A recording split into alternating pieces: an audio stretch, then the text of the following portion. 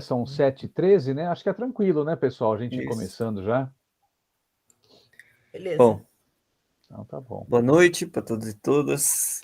A gente vem dando início ao nosso encontro, nosso segundo encontro sobre o anti-imperialismo e a libertação nacional no pensamento de Amílcar Cabral, Tomás Sankara e Kwame Nkrumah.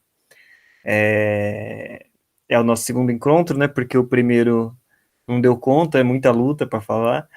Antes da gente começar, eu queria ver, combinei com a Carmen, dela dar um informe de uns 5 minutinhos aí para nós, porque vocês devem ter acompanhado que agora, né, nessa semana, a contra-revolução, a direita, a máfia de Miami, o governo dos Estados Unidos estavam armando, né, manifestações lá em Cuba, aqui também em São Paulo.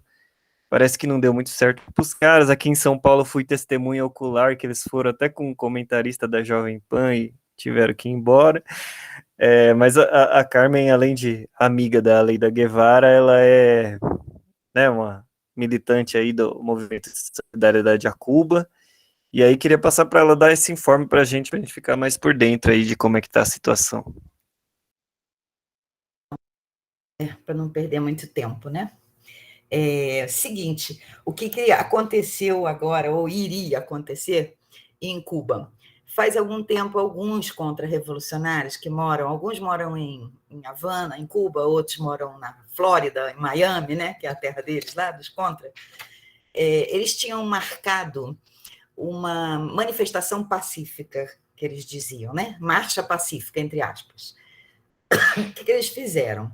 Primeiro, eles pediram autorização para todas as autoridades das cidades onde eles pretendiam fazer essas marchas, e com a clara intenção, e isso diziam inclusive no documento lá, que eles entraram com os documentos em todos os órgãos públicos, esses órgãos públicos negaram essa autorização para que eles fizessem marchas pelo país, porque estava muito claro ali no pedido. Eles já fizeram isso de propósito, já pede sabendo que vão negar, para dizer, tá vendo, é ditadura, é censura, não tem liberdade de expressão nesse país, é para isso.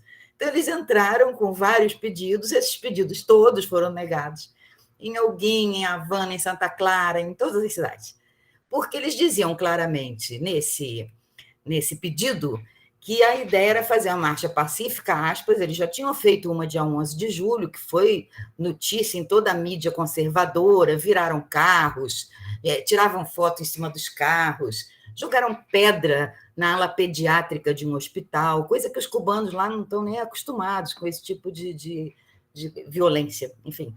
E aí foram negados por quê?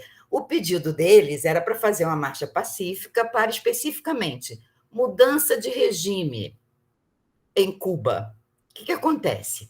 Por que é ilegal e por que as autoridades negaram? Porque isso está... É como assim, aqui no Brasil a gente tem as cláusulas pétreas na Constituição nossa, em que você não pode, nenhuma emenda constitucional pode mudar o voto secreto, o voto universal e outras garantias que estão lá no artigo 4º da Constituição nossa. Então, você não pode, por exemplo, fazer uma marcha pacífica aqui no Brasil, em qualquer lugar, em qualquer cidade, dizendo, senhora autoridade, nós queremos fazer uma marcha pacífica amanhã a favor do nazismo. Não vai poder. Isso não vai ser autorizado. Em nenhum país do mundo vai ser autorizado uma marcha, uma manifestação para mudar o regime. E os cubanos, 87% dos cubanos, foram para um referendo a respeito da Constituição de 2019, que foi referendada por 87% dos cubanos, e que mandaram mais de 2 milhões de ideias diferentes para que fossem colocadas na Constituição. Algumas coisas passaram, outras não. Por exemplo, o casamento igualitário não passou. Tem gente que diz que é por causa da igreja evangélica que está lá, mas não é isso. O fato é que eles pediram para realizar essa marcha no dia 20 de novembro inicialmente, depois mudaram para o dia 15, já tinham feito no dia 11 de julho, né? E aí, como foi negado, né? Foi negada a autorização para isso, eles começaram a pedir às pessoas, esse é o pessoal lá dos Estados Unidos, e o Júnior, né? Que agora é um novo fantoche do governo norte-americano. Pediram que todo mundo vestisse branco. Eu me lembro que teve uma época aqui que o Collor pediu para vestir, não sei se era preto. Eu sei que não deu certo também. Esse negócio de pedir para o povo usar a cor não dá, mas os caras não sabem disso, eles querem só dinheiro, né? Então é o seguinte: dia 15 de novembro, vamos fazer o 15N. 15 de novembro, né? É por isso que é o 15N. Vamos fazer a Marcha Pacífica no 15N. E para isso, nós vamos. Aí entra a coincidência. Dia 15 de novembro seria o dia que estava marcado e que aconteceu das crianças voltarem para as escolas presencialmente e do turismo internacional em Cuba, das fronteiras serem reabertas. Todo mundo sabe que Cuba precisa do turismo, é uma renda que eles recebem, já tem o bloqueio, ainda não poder nem ter o turismo, então, inexplicavelmente ou explicavelmente, marcaram para o dia 15 de novembro, que era o dia da abertura dos aeroportos para o turismo internacional de Cuba. Muito bem, ficou todo mundo esperando o que vai acontecer, vai ter ou não vai. É importante a gente saber que os Estados Unidos fornecem 20, isso não é modo de dizer, não, é verdade, 20 milhões de dólares por ano para 54 diferentes entidades pelegas de Cuba. Para a mudança do regime, cada projeto recebeu mais 6 milhões de dólares, ou seja, isso tudo é financiado pelos Estados Unidos e a gente sabe o que é. Pois bem, esse novo fantoche, porque tem a Ioane fez a mesma coisa anos atrás, disse que estava sendo proibida de vir para o Brasil, não apresentou os documentos para poder dizer que estava sendo proibida. Mesma coisa, eles sempre usam o mesmo jargão, enfim. Fato é que o povo cubano se reuniu, vestiu Cuba de bandeira cubana, os jovens se reuniram numa praça, que faz o pessoal dos lenços vermelhos, os panuelos rojos.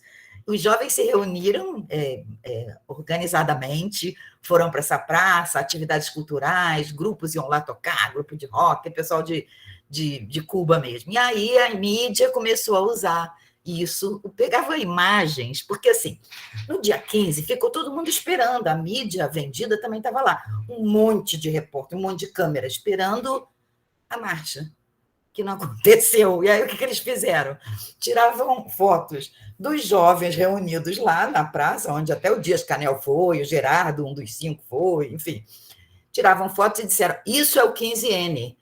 Enquanto isso, aí o Júnior, que é esse dramaturgo, né, ele se diz artista, todo mundo lá se diz artista, disse que ia então sozinho no dia 14, coitado, porque já que não ia dar certo, ele iria sozinho. E foi para a Espanha. Como é que consegue dinheiro? A gente não sabe. Aí começou assim, Arquipélago é o nome dessa ONG aí que ele dirige, que ele é dono, né, a plataforma, chama Arquipélago. E aí, quando foi ontem, o pessoal começou a falar assim, olha só, o Júnior sumiu, a gente não sabe onde ele está. Eles vão ter que dizer, as autoridades cubanas vão ter que dizer para nós aonde está o Júnior, e o Júnior, a essa altura, já estava em Madrid, já tinha chegado lá com que dinheiro, né? Porque as passagens estão caras.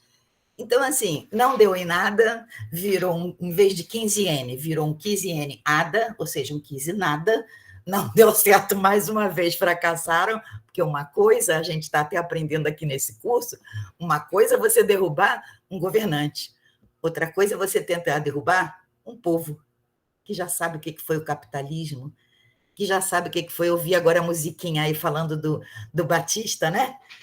Batista Paredão, não foi para o Paredão, foi outro que fugiu também e foi enterrado lá na República Dominicana, se não me engano. Enfim, o fato é que não deu em nada, e é bom que a gente saiba, até para poder contestar, que, primeiro, não deu certo, o turismo foi aberto, as crianças estão na escola, todo mundo feliz. O Bruno Rodrigues, que é o primeiro ministro das Relações Exteriores, gravou ontem, no dia 15 mesmo, do local onde haveria tal da marcha, que não houve.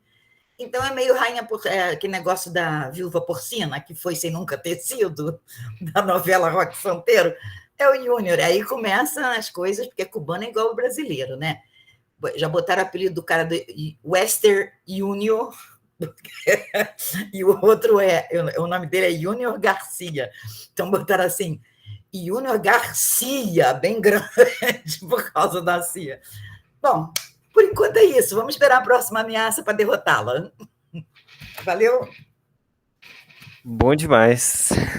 É bom, É né? sempre bom dar risada desse povo, né? Se é.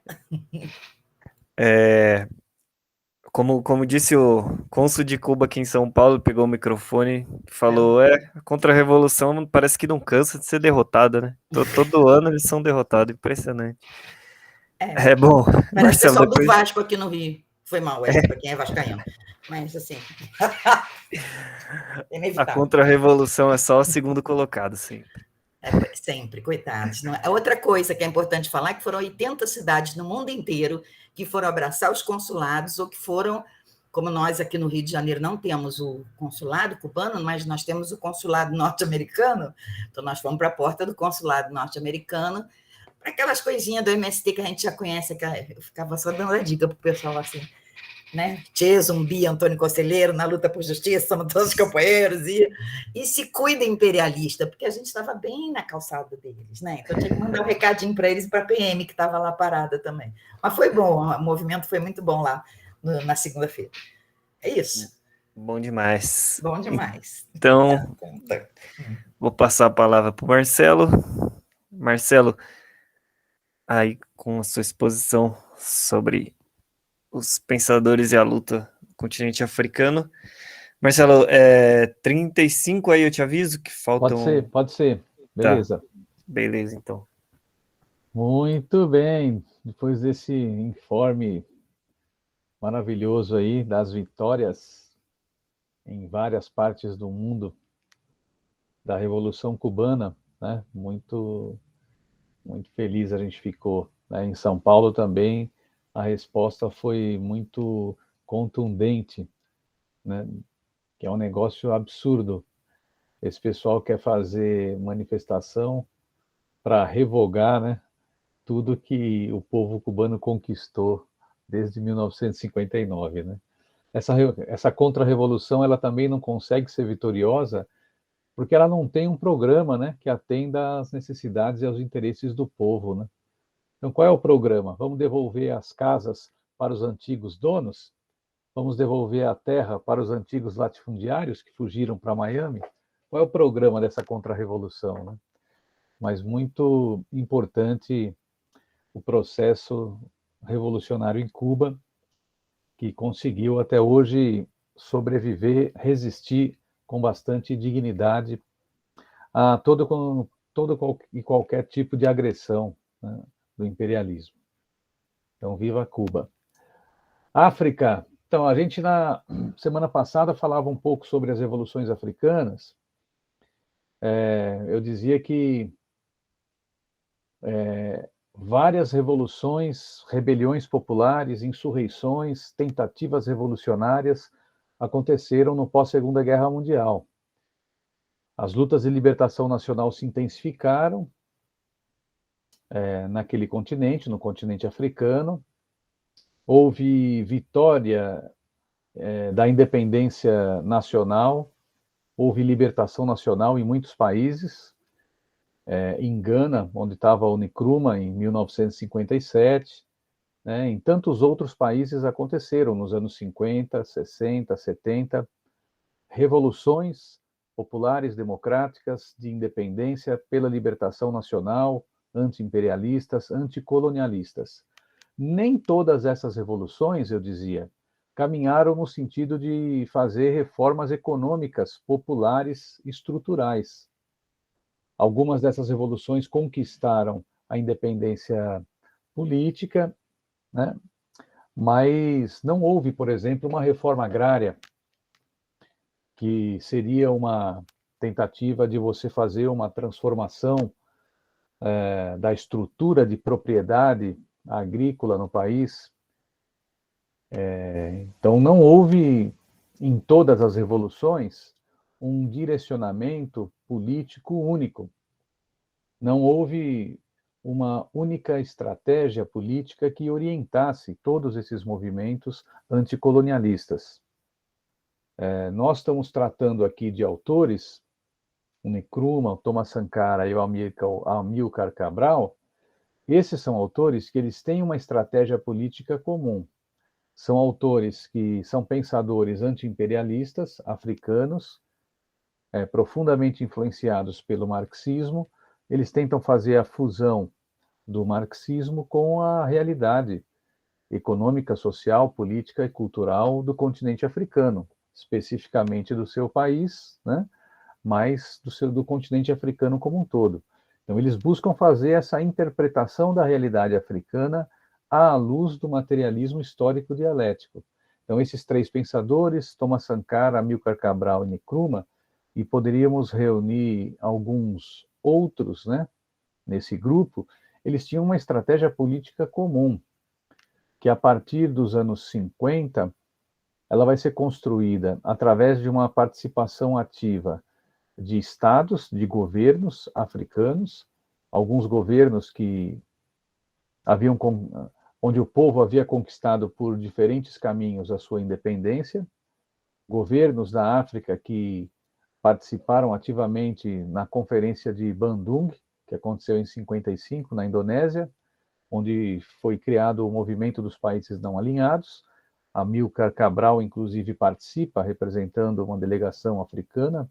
A Conferência de Bandung foi uma iniciativa da Indonésia, Egito e Índia, com o objetivo de criar esse movimento, né, dos países não alinhados, que tinham como princípio uma política externa independente, então não alinhamento automático nem a Estados Unidos nem à União Soviética. É óbvio que se a gente for estudar esse movimento dos países não alinhados, esse conjunto de países, eles tinham muito mais identificação, muito mais aproximação política com a União Soviética do que com os Estados Unidos. Inclusive, vários países do chamado bloco socialista da época eram ativos membros do movimento dos países não alinhados. Então, a existência de um conjunto de países não alinhados ajudou, de alguma maneira, os movimentos de libertação nacional na África. Esses países não alinhados eram apoiadores da luta anticolonialista, fizeram uma luta dura dentro da ONU, conseguiram aprovar uma série de resoluções no interior da Organização das Nações Unidas que davam uma base jurídica, que davam uma base legal, uma base jurídica, respaldando com uma série de argumentos do direito internacional a luta anticolonialista. A ONU chegou a aprovar, no final dos anos 60, início dos anos 70, inúmeras resoluções e documentos muito avançados e progressistas no que diz respeito à defesa do direito dos povos coloniais de lutarem pela sua independência, soberania e autodeterminação por todos os meios possíveis.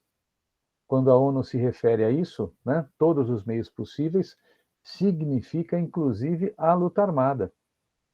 Tanto é que esses movimentos que pegaram em armas para lutar pela independência na África, esses movimentos anticolonialistas, antiimperialistas, eles nunca foram criminalizados pela ONU. Nenhum documento das Nações Unidas da época os tratava de maneira agressiva, não os acusava de terroristas, de nada disso. Dizia que os povos coloniais têm o justo direito de lutar pela sua independência. Então, era uma luta legítima, reconhecida, inclusive, pela maioria dos países que faziam parte da ONU, e graças a esse trabalho também conjunto, coordenado do movimento dos países não alinhados e em conjunto com um bloco de países, né, socialistas que defendiam as revoluções africanas, né? Algumas revoluções, como falei, conquistaram a independência política por diferentes meios, ou através de luta revolucionária, luta popular, ou através de acordos, né, com a potência colonialista, que foi gradativamente se retirando e entregando o poder político do país a um parlamento nacional e tal, mas teve movimentos revolucionários que conseguiram levar adiante a luta pela independência, transformando a luta pela independência em luta pelo socialismo. Esses movimentos foram fortemente influenciados pelo pensamento pan-africanista marxista. Nem todo pan-africanismo pode ser considerado marxista, mas nós estamos falando aqui de três referências do pan-africanismo, especialmente aí o Nkrumah e o Amilcar Cabral, que vão ser construtores desse movimento cultural, desse movimento popular, político, cultural, chamado pan-africanismo. E o pan-africanismo era um movimento que tentou construir uma estratégia. Os marxistas participaram ativamente da construção e tentaram influenciar e disputar corações e mentes no interior desse movimento pan-africanista. Os marxistas, Nkrumah, Thomas Sankara e Amilcar Cabral, eles tinham uma estratégia política comum, que era levar a revolução democrática e popular até as suas últimas consequências. O que significa isso? É fazer a luta pela independência política, libertar o país da dominação colonial, neocolonial, imperialista, mas construir as bases para colocar o país rumo ao socialismo, porque eles não acreditavam na possibilidade de realização dos princípios fundamentais do movimento pan-africanista enquanto existisse o capitalismo na África. Então, o movimento pan-africanismo tinha alguns princípios, tinha algumas etapas. Então, a primeira etapa era organizar a luta pela independência nacional em cada país africano, cada um com seus meios, com seus métodos, com suas organizações, e partidos, movimentos, né? O meio, a ferramenta, o instrumento, as táticas, cada povo iria definir. Mas a estratégia era uma só, lutar de todas as formas, com todas as forças contra o colonialismo, pela libertação nacional.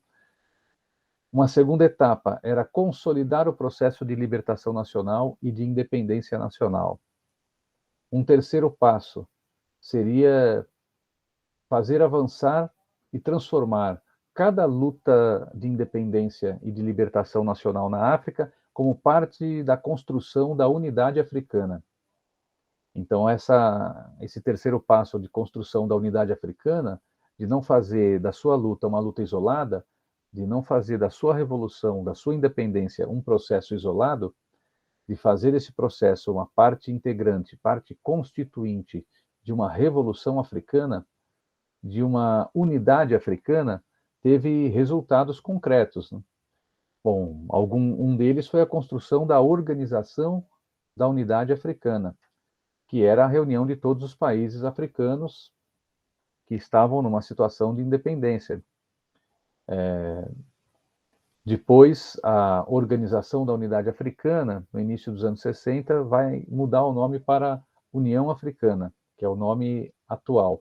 Então, esse movimento foi muito importante e a força das revoluções anticolonialistas acabou impulsionando a construção da Organização da Unidade Africana. Mas a Organização da Unidade Africana tinha um discurso muito bonito, seu programa e tal, mas nem todos os países que participavam lá estavam, de fato, rompendo todos os seus vínculos com o imperialismo, com as grandes empresas transnacionais. Haviam países onde isso não acontecia, onde as empresas transnacionais continuavam controlando território, explorando recursos naturais e tendo controle da economia. Países onde não havia mudança estrutural através de uma revolução. Mas vários países aconteceu uma revolução vitoriosa, como é o caso que o Amilcar Cabral vai relatar, né? No caso de Guiné-Bissau e Cabo Verde, havia um esforço da construção de partidos africanos, né, que fizessem a luta pela libertação nacional, mas que tivessem o nome de Partido Africano. Vários partidos com esse nome, né, Federação Africana, Partido Africano, começaram a ser construídos, né, para tentar realizar esse terceiro objetivo, de unidade africana. Para o Amilcar Cabral, Thomas Sankara e Kwame Nkrumah, não adiantava a unidade africana, seria uma ilusão se não houvesse a vitória de uma revolução popular, dirigida por uma organização política ou por uma frente de organizações políticas que tivessem como estratégia, né, que orientasse sua ação, o socialismo.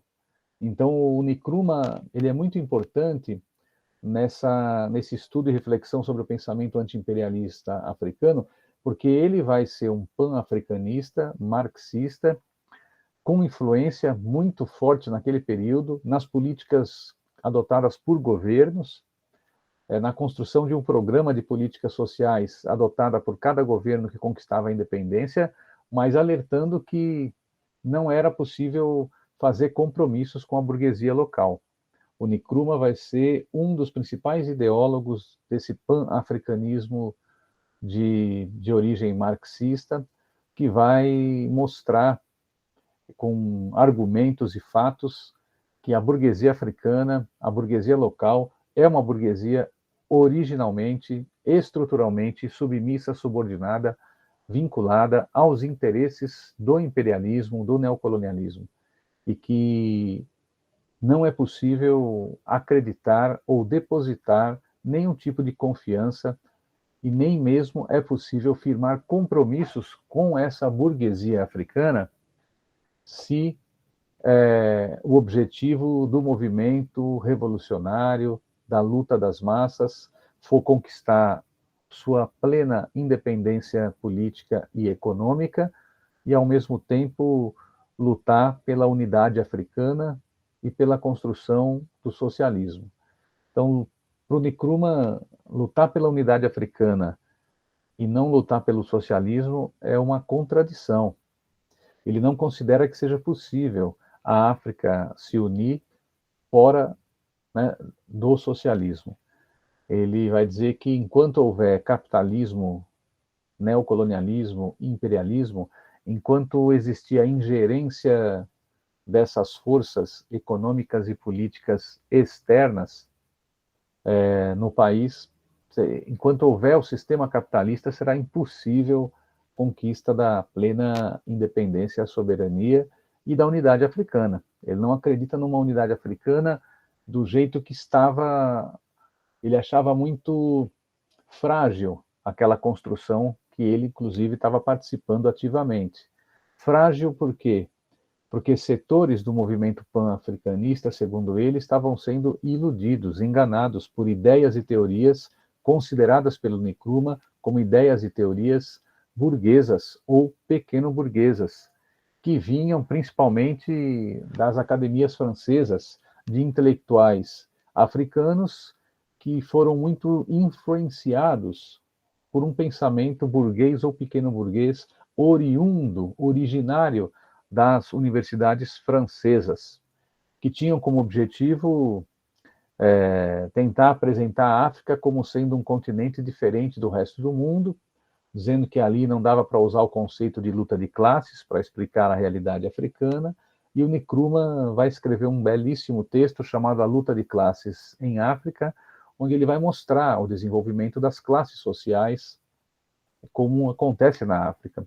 Ele vai dizer que a África é um continente que, na sua origem, tinha relações sociais predominantemente tribais e comunitárias, que havia uma certa igualdade nessas relações, né, sociais, tribais, comunitárias, originárias, mas que isso, com o contato com o mundo ocidental, com as invasões que acontecem no continente africano durante o período da expansão do capital comercial, né, a primeira fase do colonialismo, essas relações vão ser influenciadas pelo Ocidente e vão acontecer mudanças. Então, o Nkrumah vai dizer, a partir desse contato com o início do colonialismo na África, as relações tribais comunitárias vão entrar numa crise, e onde tem esse contato, esse vínculo, né, seja pelo comércio, seja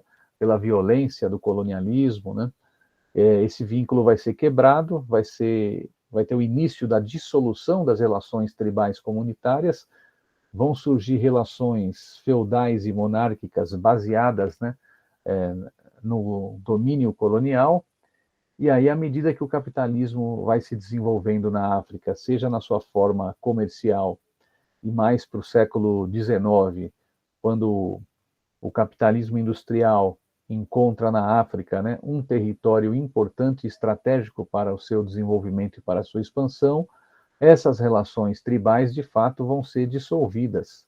Há uma dissolução rápida e acelerada, sempre marcada por conflitos e por tensões, né, dessa sociedade tribal, comunitária, e se alguma democracia existia, né, o Nkrumah vai dizer, havia uma certa democracia tribal, havia um conselho, né, de anciãos que eram eleitos pela comunidade, havia uma propriedade comunal. Então ele vai perceber que a África também vai sofrer com a introdução da propriedade privada pelo colonialismo. Então, quando se introduz a propriedade privada, o Nkrumah vai dizer, a África também, em diferentes partes do continente, vai sofrer a influência do desenvolvimento do capitalismo. Vai existir um desenvolvimento do capitalismo, principalmente no litoral, desde os séculos XV e XVI. Esse capitalismo vai avançar para o interior de alguns países, e à medida em que o capitalismo chega à sua fase imperialista, Nkrumah, vai dizer que a África também vai viver transformações, as relações sociais, as relações de produção vão se transformar. Então, o Nkrumah vai ser crítico de toda essa teoria de que o conceito de luta de classes não serve para explicar a África.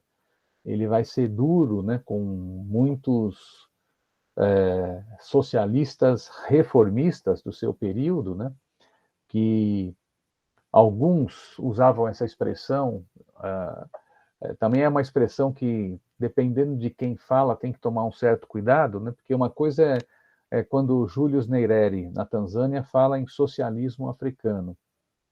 É uma situação, é uma opinião. Julius Nyerere era uma figura bastante conhecida, um revolucionário, né, da Tanzânia, apoiou o Che Guevara quando ele foi para sua expedição no Congo, e tinha vínculos fortes, né, com a Revolução Cubana, com a luta pelo socialismo, com a luta anti-imperialista na África. Mas existiam outras figuras, né, como no Senegal, né, o Leopoldo Senghor. Leopoldo Senghor foi um dos ideólogos também de uma ideia de socialismo.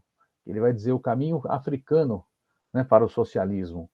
Então, o Nkrumah vai criticar o Leopoldo Senghor, que vai ser defensor do movimento conhecido como negritude, que é um movimento muito forte, né, sob o ponto de vista de estimular uma produção cultural, né, artística, que valorizasse muito a história, né, dos povos africanos, sua cultura, sua música, sua poesia, suas diferentes formas de manifestação artística, e que essa resistência cultural proposta pelo movimento negritude era considerada pelo Leopoldo Senghor, do Senegal, do Partido Socialista do Senegal, como um caminho correto a se seguir na construção do chamado socialismo africano.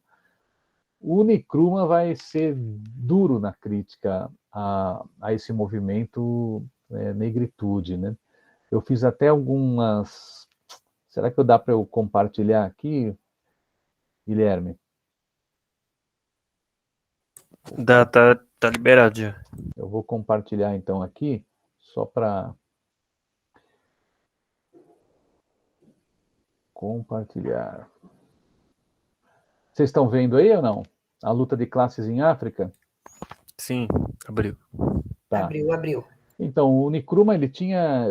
Isso aqui são frases, são palavras e frases que eu extraí do texto do próprio Nkrumah, porque é muito interessante estudar o que ele escreveu, porque é muito complexo, é muito avançado, é muito completo o que ele fala, né? Ele faz uma interpretação da luta de classes na África, apresentando uma interpretação sobre a história da África, sua interpretação sobre as classes sociais na África, né? E ele vai dizer, existem uma diversidade de condições econômicas na África, sociais e políticas. Não dá para pensar todo aquele gigantesco território como algo igual. Existem dinâmicas de desenvolvimento e conflito social distintas, mas existem problemas comuns, né? O colonialismo, o imperialismo, e ele vai dizer, e nós conseguimos avançar na construção da unidade de propósitos dos povos da África. Libertação, unificação e socialismo. Então ele vai resumir e sintetizar, é uma capacidade de síntese bastante importante. Ele vai dizer libertação nacional, unidade africana e socialismo. Para ele, esse é o caminho, né, dos povos da África, das lutas de libertação nacional. Primeiro, conquistar a independência a qualquer custo, libertação nacional. Depois, unidade africana, juntar os povos e países, numa perspectiva de construir uma única nação. Ele vai dizer, nós que fazemos parte do povo africano, nós somos uma única nação. Então ele vai dizer, nós temos que construir um único Estado. E ele vai dizer uma coisa muito avançada para a sua época. Ele vai dizer, onde está escrito que só é possível constituir um Estado com uma única nacionalidade, com uma única etnia. Então, o Nkrumah ele vai propor a constituição da unidade africana como sendo um único Estado, né? Um Estado multinacional, ele vai dizer. Ele vai usar essa expressão. Ele não vai usar plurinacional, porque todo mundo sabe que a Bolívia é um Estado, né, plurinacional. Ele não vai usar a palavra plurinacional, ele vai usar a palavra multinacional. Unidade africana, constituição de um Estado multinacional, multiétnico, né? Portanto, reconhecendo a diversidade cultural, né, econômica, histórica, né, de um país para o outro, mas unidade. E socialismo. Ele vai dizer que o centro, né, a África é o centro de uma violenta luta de classes, que não dá para reduzir a luta na África a uma luta de raças, é uma luta antirracista, porque há uma exploração, né, de fato, né, dos cristãos brancos ocidentais, europeus, sobre o continente africano. Então ele não nega, ele não vai fechar os olhos diante da questão da raça, mas é aquilo que muitos coletivos e partidos e movimentos falam hoje. Então não é novidade tratar o tema da classe e raça dentro de uma mesma reflexão ou de uma mesma estratégia política. Isso foi feito na África pelo pan-africanismo de inspiração marxista, pelo Nkrumah e por tantos outros, né?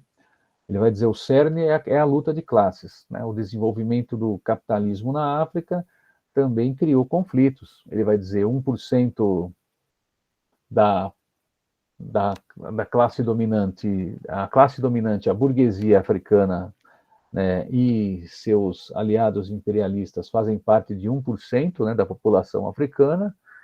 Ele vai dizer 90% da população africana são massas camponesas, né, são setores da população, seja da classe trabalhadora, que são assalariados, semi-assalariados, camponeses, ou famílias de trabalhadores que vivem em suas comunidades, né, seguindo ainda algumas tradições comunitárias em algumas regiões do país.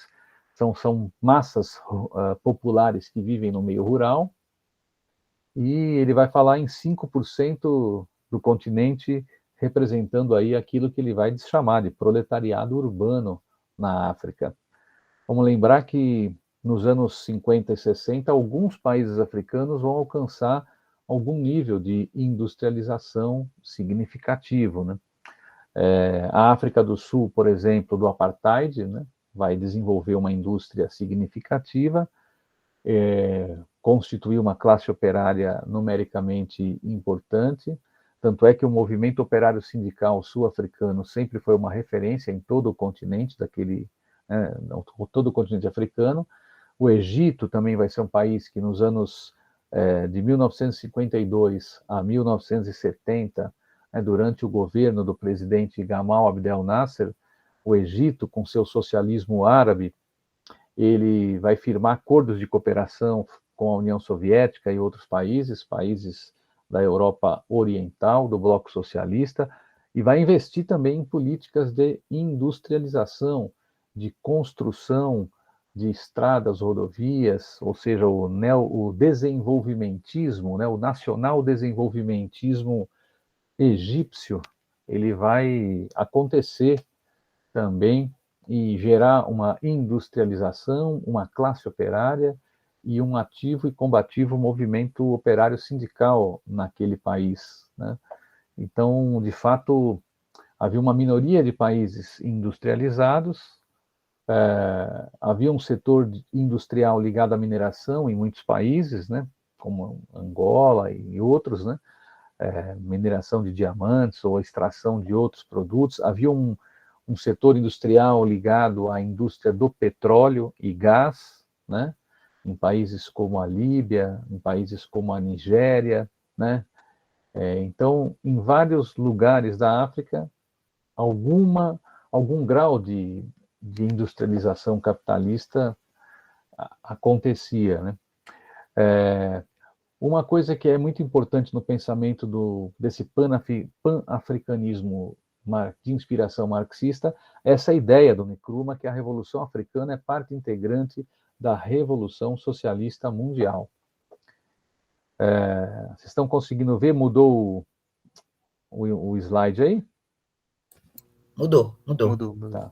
Então, o Nkrumah, ele vai ter essa posição, né, de que a Revolução Africana ela é parte integrante, né, da Revolução Socialista Mundial, que ele vai dizer que durante o processo da luta pela independência, de fato, tem uma aparente unidade nacional, porque o inimigo principal é o colonialismo, né, mas que ele vai dizer que é preciso ficar atento, porque essa burguesia africana, ela só quer a manutenção das estruturas socioeconômicas capitalistas, né? São frases do próprio Nkrumah nesse texto dele, A Luta de Classes em África. Então ele vai ser muito crítico a todos os governantes que querem propor algum tipo de conciliação com a burguesia. Uma das críticas, ele está disputando aqui, né, toda a narrativa e fazendo a crítica a figuras como esse Leopold Senghor, né, que escreveu um livro chamado Um Caminho do Socialismo. Ele foi, né, primeiro-ministro em Senegal. Né? Ele teve até aqui, se não me engano, durante o governo do governo Geisel. Ele teve aqui no Brasil, né? Estabeleceu aí uma relação de cooperação com o governo brasileiro, esteve visitando aqui o Brasil. Na época que ele esteve visitando o Brasil, inclusive, foi lançado aqui no Brasil um livro dele, com discursos e tal, chamado Um Caminho do Socialismo.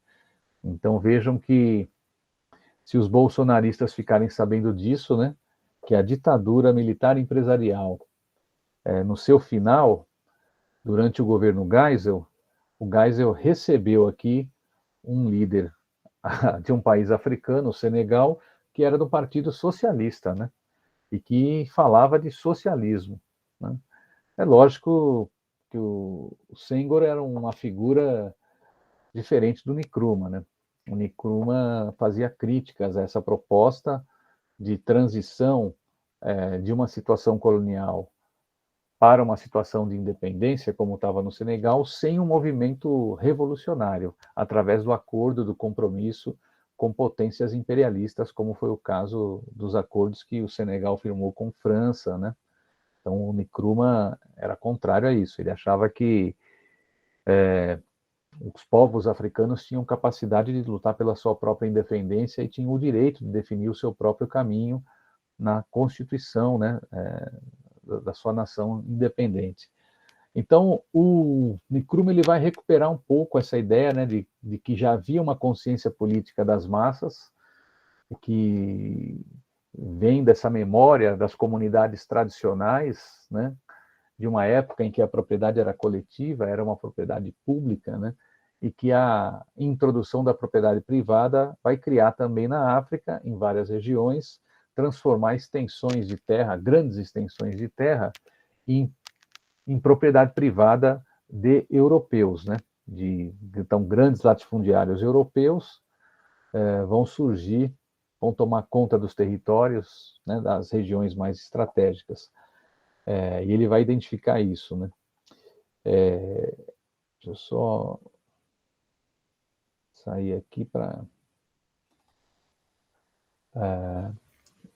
Ele vai dizer que os colonialistas na África, em todos os países, né, africanos, antes e durante o processo de luta pela independência, estimularam, né, os conflitos tribais, com o objetivo sempre de defender os povos, de dividir, né, os povos africanos, e ele vai dizer que esse foi um grande problema que os movimentos de libertação nacional enfrentavam na África, de tentar construir essa consciência de que os diferentes povos deveriam buscar uma identidade, uma unidade entre si, mas que durante o processo de conquista do território, vários conflitos tribais foram estimulados, né?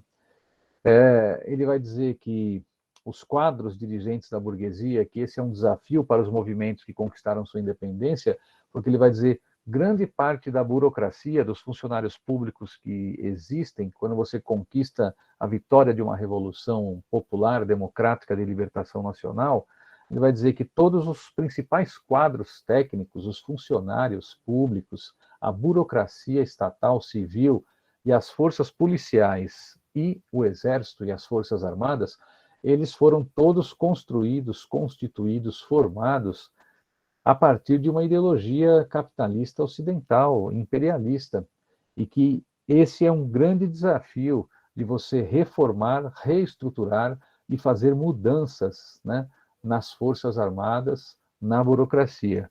Por isso que ele vai dizer em algum momento que é muito importante desenvolver algum tipo de trabalho de politização da burocracia civil herdada, né, após a vitória da luta pela independência. É preciso fazer um trabalho de politização, de formação política, ideológica, de transformação cultural de toda essa burocracia civil, servidores públicos, funcionários públicos e principalmente das forças policiais e das forças armadas. Porque, segundo ele, eles foram treinados, preparados, né, para reproduzir todas as relações de dominação impostas durante o período do colonialismo, né? Então, ele vai trabalhar muito esse conceito de poder político, Estado e classes sociais, que vem lá do Marx e do Lenin, né? Ele vai dizer que toda forma de poder político vai refletir os interesses de uma ou de várias classes sociais. Ele vai reproduzir em vários de seus textos e discursos, né, a ideia que o Marx e o Lenin e o Engels desenvolveram, que o Estado, né, é a expressão da dominação de uma classe sobre as outras. Ele vai dar exemplos, né, do Partido Republicano ou Democrata nos Estados Unidos, do Partido Liberal ou Conservador na Inglaterra, que ele vai dizer, são uma aparência, né, que tem divergências, mas eles representam um só interesse da mesma classe, né? Então ele vai dizer Marcelo. isso. Oi, 35. Isso, deu 35 agora. E ele vai fazer a crítica, né? Aqui, ó, essa é uma frase dele, ó. Adotando servilmente as ideologias da burguesia europeia, a burguesia africana criou certos mitos, desenvolvidos num contexto africano, que refletem bem a mentalidade burguesa africana. A pretensa teoria da negritude é disso o exemplo mais flagrante. Essa aqui é pseudo-teoria pretende conciliar a classe média africana dominada por estrangeiros com a ideologia burguesa francesa. Esta concepção contra-revolucionária, irracional e racista, imbuída de valores ocidentais, reflete bem a confusão que reina no espírito de certos intelectuais africanos de expressão francesa.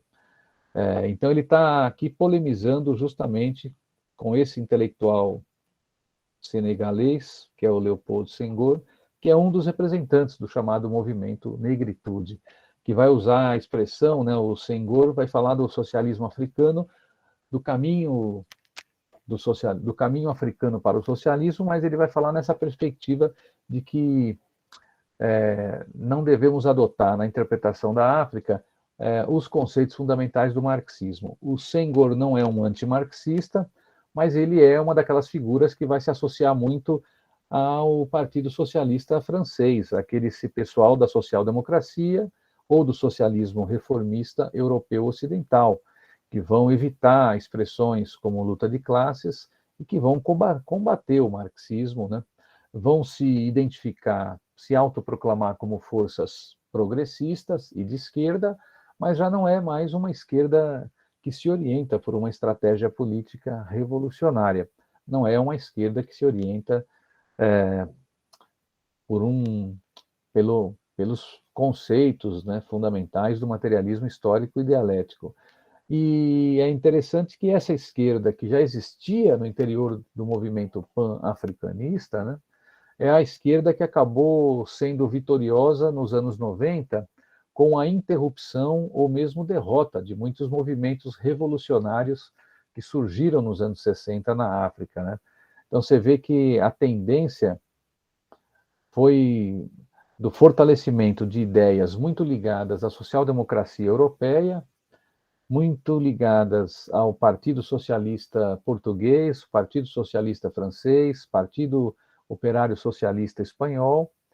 Então, esses partidos que lideram na Europa Ocidental a chamada Internacional Socialista são os partidos que conseguiram influenciar muito o movimento popular pela libertação de Angola, a Frente de Libertação, né, de Moçambique, a Frelimo, aqueles partidos e movimentos que nasceram das vitórias populares e revolucionárias anti-imperialistas dos anos 50, 60 e 70, muitos desses partidos caminharam nos anos 90 para uma transição de abandono gradativo, distanciamento gradativo do pensamento marxista. Foram ou fazendo uma metamorfose na direção da social-democracia europeia, misturando isso com um liberalismo ou até mesmo com a adoção de políticas, né, e programas neoliberais em países que no passado fizeram, né, revoluções muito importantes, como foi o caso de Angola, Moçambique, Cabo Verde, Guiné-Bissau, só para falar das antigas colônias portuguesas, né? O Nkrumah vai dizer o seguinte, que os princípios do socialismo científico são, segundo ele, imutáveis e uma das medidas que todo e qualquer movimento revolucionário deveria adotar na luta pela independência ou após a vitória da independência, que colocaria, então, o país a caminho do socialismo, seria a socialização dos meios de produção. Ele achava que essa seria uma medida fundamental, e todo e qualquer governo, ao conquistar e consolidar a independência, deveria pensar em fazer um planejamento cuja principal tarefa, no que diz respeito aos meios de produção, seria iniciar a socialização dos meios de produção, né? Então, ele vai criticar muito duramente esse pessoal que se colocava no campo de uma esquerda que era considerada, né, pelo colonialismo como os setores mais moderados, uma esquerda que assinava compromissos, uma esquerda que fazia conciliação, uma esquerda que saía nas fotos, cumprimentava, né, e tratava de maneira respeitosa os antigos representantes do colonialismo, as antigas potências, uma esquerda que não queria uma ruptura com a colônia, com a metrópole, né?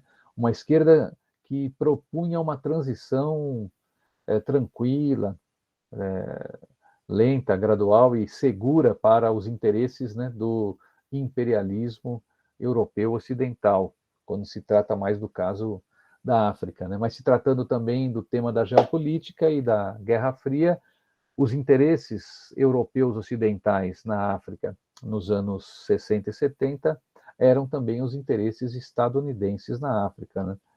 É só verificar o quanto os Estados Unidos apoiou o regime do apartheid na África do Sul, olhando para a expansão de movimentos de libertação nacional. Os Estados Unidos não teve dúvida. Estados Unidos convocou seu aliado principal no Oriente Médio, Israel, para dar todo o suporte e apoio para a África do Sul, a ponto de Israel se transformar no principal parceiro econômico e militar da África do Sul, chegando a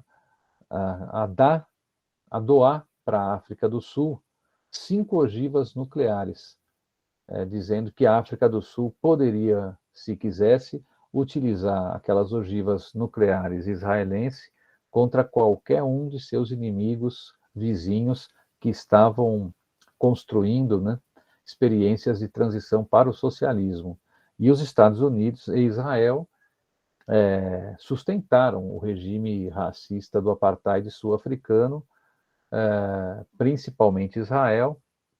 Num determinado momento, os Estados Unidos vai tentar se distanciar, né, do apartheid, vai ter uma atuação mais discreta, mas para o Nkrumah, a Revolução Africana tinha que ter uma transformação completa, né? Então ele não tinha a liberdade e unidade do continente, né? Ele vai dizer, através da luta armada, que segundo ele era o caminho que os povos africanos tinham escolhido, era um caminho que no passado tinha já feito parte da história dos povos africanos. Ele vai dizer, o caminho da resistência armada contra o colonialismo e imperialismo é um caminho conhecido, a luta armada não está sendo adotada na África, ele vai dizer, só nos anos 50 e 60, ele vai dizer que sempre foi o caminho adotado pelos povos na sua longa resistência, né?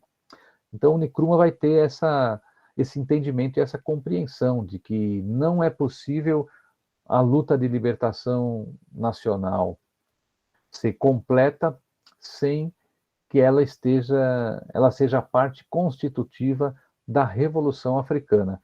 E a Revolução Africana é parte, né, da luta mundial pelo socialismo. Ele vai deixar muito claro, muito evidente isso, né? Não é possível a vitória, não é possível a unidade africana sem o socialismo. Isso aqui que é interessante, só para concluir aqui, ele vai sugerir, ele vai recomendar que as experiências, que ele vai dizer que é necessário fazer um esforço para criar um alto Estado-Maior pan-africano. Ele vai dizer, não basta um partido ou um movimento fazer a sua revolução ser vitoriosa. Nós precisamos ter uma estratégia política comum, nossa ação precisa ser coordenada, precisa ser conjunta, precisa ser planejada. É necessário um grau razoável de centralização, onde as forças políticas pan-africanas, socialistas, anticolonialistas, anti-imperialistas, se reúnam para compartilhar as experiências e para traçar, né, quais tarefas cada partido, cada movimento, cada governo vai cumprir, mas numa mesma direção, para colocar o continente africano numa mesma direção. Então isso é muito interessante, né, no Nkrumah. Ele vai falar que a luta revolucionária na África não é uma luta isolada, que não faz apenas parte integrante da Revolução Socialista Mundial, mas também da Revolução do Mundo Negro. Por toda parte onde os descendentes africanos são oprimidos, rebentam lutas de libertação, porque nessas regiões do mundo, onde o homem negro é colonizado, é simultaneamente vítima de uma discriminação de classe e de raça. A África é o centro da Revolução do Mundo Negro. Enquanto não for unificada sob a direção de um governo socialista, os homens negros do mundo inteiro não terão uma nacionalidade. É à volta, né, ou seja, em torno, né, da luta dos povos africanos pela libertação e da unidade do continente, que tomará forma uma autêntica cultura negro-africana. A África é um continente, um povo, uma nação. Um Estado pode existir sob bases multinacionais. Ele vai dizer, o objetivo principal dos revolucionários no mundo negro deve ser a libertação e a unificação totais da África sob a direção de um governo pan-africano socialista. Então, eu paro por aqui, interrompi aí eu cliquei aqui na interromper compartilhamento, mas na minha tela... não, saiu, né? Eu paro por aqui, e aí durante as perguntas e tal, eu faço alguns outros comentários de outros autores que estão aqui do meu lado aqui. o Amílcar Cabral e o Samora Machel, que nós não falamos, né, de Moçambique, mas é uma figura muito importante, principalmente para quem quer estudar. O Amílcar Cabral e o Samora Machel, eles vão escrever muito sobre a organização do partido. Eles vão falar muito sobre aspectos da teoria da organização. Então, quem se interessa, né, em saber como é a organização desses partidos africanos, desses movimentos, tanto Amílcar Cabral quanto o Samora Machel de Moçambique, que foi presidente de Moçambique, líder da Frente de Libertação, né, Nacional, a Frelimo, né, Frente de Libertação de Moçambique, eles têm livros, textos, artigos e discursos muito interessantes sobre esses aspectos organizativos, né? Parei, Guilherme, vou tomar uma água aqui, ó. Beleza. A Dirce mandou um comentário no chat se dá para compartilhar esse material, né, esses slides no Zap com o grupo. Já tinha um comentário desse nas outras vezes e eu esqueci de passar o informe. Mas se der para a gente compartilhar, talvez até depois, né, do curso, quando acabar. E Monique e Carmen com a mão levantadas. Acho que Monique levantou primeiro. Posso? Então, boa noite, professor. Professor, sobre o Patrício Lumumba, ele era socialista? Sim, Lumumba, sim, no Congo, né? Sim, tem um documentário sobre ele não, né, sobre o Congo, tá na Amazon. E aí, no documentário, fala que ele não era, ele não tinha, ele meio que procurava ficar neutro, né, E eu achei meio estranho, e ele tem um final tão terrível, né? Ele era socialista, né? Eu vou anotando aqui, depois eu faço o comentário de todas, pode ser? Ok, professor. Carmen. Então, uma pergunta é a seguinte: a gente nem reconhece, né, essa ONU. O que você acha que, por exemplo, a ONU encaretou, certo? Isso né, é claro que encaretou. Mas esse encaretamento aí da ONU, porque, poxa, não satanizar a luta armada, não dá para imaginar isso hoje em dia, porque tudo é tão satanizado, tudo é tão criminalizado. Eu sou dessa área, né, do direito penal, então é por isso assim que me choca um pouco saber que a ONU aceita todos os meios necessários, né, mal com X, né, como se fosse assim. A que você atribui isso? É o fato da gente não ter mais a bipolaridade no bom sentido, assim, de ter duas forças, se é que é possível, de ter duas forças, né? Porque existia isso, Estados Unidos, União Soviética, e agora não tem mais. Então, é claro que isso foi aos poucos acontecendo, mas eu não dá para dizer que foi de 89 para cá que encaretou, entendeu? É porque é estranho se pensar que a ONU aprovaria uma resolução não determina que se tenha que fazer aquilo. Tanto é que as resoluções contra o bloqueio são resoluções. Todo mundo vota a favor de Cuba e nada acontece porque eles não têm poder de fazer com que aquilo aconteça. Porque senão seria realmente ingerência e tal, fazer o papel de advogado diabo aqui. A que você atribui isso, essa encaretação aí da ONU? E o Fábio fez uma pergunta no chat também. Marcelo, qual sua avaliação sobre o investimento de algumas empresas chinesas na África, que está sendo colocado como uma ampliação das novas rotas da seda? Acho que já é um bloco, né? Posso já ir respondendo, então? Essas três? Aí, se surgir outras, pode ser? Pode. Ó, Monique, sobre o Lumumba, eu preciso estudar mais sobre o Lumumba, né? Mas, de fato, o Lumumba está ligado a esse movimento da esquerda revolucionária socialista, anticapitalista e tal. É que o Lumumba, eu não conheço, mas com certeza deve ter, né? Eu não conheço, eu não tenho o material do Lumumba, eu não pesquisei assim. Tem os textos do Lumumba, Eu vou ver até se eu acho alguns aqui em português e espanhol e mando no grupo para vocês depois. Mas eu não cheguei a estudar, a ler e tal. Mas o Lumumba, ele era um revolucionário dessa linha aí do Che Guevara dessa turma que nós estamos falando aqui. É que ele não teve tempo, né? Ele foi assassinado, né? Ele não teve tempo de desenvolver seu governo, né? No Congo, né? Ele foi assassinado, ficou pouco tempo, né? No governo do Congo. E então eu penso que ele não teve muito tempo para desenvolver o que ele gostaria, né, e tal.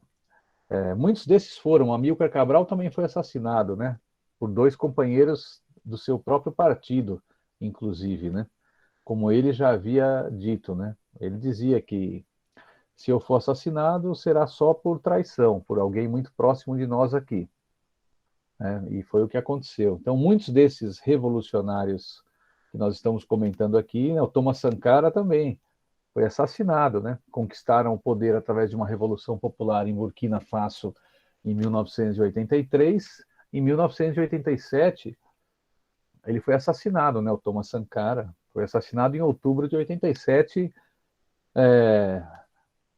Acho que uma semana depois dele escrever, né, de fazer um discurso em homenagem ao Che Guevara, né? Não sei se foi o último discurso do Thomas Sankara, talvez tenha sido. Ele faz um discurso em outubro de 1987, lembrando dos 20 anos do assassinato do Ernesto Che Guevara, dizendo, né, que o que eles estão fazendo lá, que ele faz parte dessa herança revolucionária do Guevara, e depois o Thomas Sankara é assassinado, né? E ano passado, em algumas manifestações populares em Burkina Faso, foi muito interessante ver que o povo foi para as ruas com fotos, né, do Thomas Sankara, né? Então, mas o Lumumba eu preciso estudar mais e tal. Fico devendo o Monique, mas eu vou ver se eu reúno algum material dele para mandar no grupo, tá bom? Mas o que você falou é assim, tem uma nova geração de intelectuais nas universidades africanas, europeias e latino-americanas, e tem também documentaristas que eles estão fazendo tem um setor aí que está fazendo uma releitura e uma nova narrativa sobre figuras do pan-africanismo. Eles querem mostrar o Nkrumah como um cara. Eles mostram o Nkrumah, mas não é esse Nkrumah que nós estamos mostrando aqui, não. Assim como eles mostram o Patrice Lumumba, né? Eles querem mostrar essas figuras de uma maneira que talvez não seja a maneira real, né? Então, quando você falou isso, né, eu já vi isso também. Eu já vi documentários falando sobre o Lumumba, sobre o Samora Machel, sobre esses mártires das revoluções africanas, que não mostravam muito bem quem eles eram, né? Bom, é que de fato alguns mudaram, né? Então você vê o Mandela, né? O Mandela mudou. O Mandela, nos anos 60, era uma coisa. Quando ele saiu da cadeia, ele era outro. O Mandela mudou. Não mudou radicalmente, porque o Mandela nunca foi comunista nem marxista. Também nunca foi antimarxista nem anticomunista, né? Mas o Mandela, nos anos 60, tinha posições muito mais combativas, eu diria, né? Quando ele saiu em 92, ele já saiu numa perspectiva diferente, de conciliação. Então, você vê sobre a luta na África do Sul, é difícil alguém se referir à Revolução Sul-Africana. Então, havia um movimento revolucionário fortemente anti-apartheid na África do Sul, que foi interrompido, né? Então, eles construíram um acordo, né? A burguesia africana, com apoio das potências imperialistas, construíram um acordo, e a figura que avalizou esse acordo foi o Nelson Mandela e o seu partido, né? Os dirigentes, a cúpula dirigente do Congresso Nacional Africano firmou um acordo, firmou um compromisso, ou seja, eles fizeram tudo aquilo que o Nkrumah, o Thomas Sankara e o Amílcar Cabral diziam que não era para fazer, né? Mas eles firmaram esse compromisso, né? No caso sul-africano, eu diria que foi o caso mais explícito, né? Porque as torturas, a violência, tudo quanto é tipo de violação de direitos humanos praticada pelos oficiais, pelas polícias, né, pelos agentes do Estado sul-africano, ficaram impunes, né? Ninguém foi punido lá também. E o Mandela fez aquele movimento de reconciliação, né?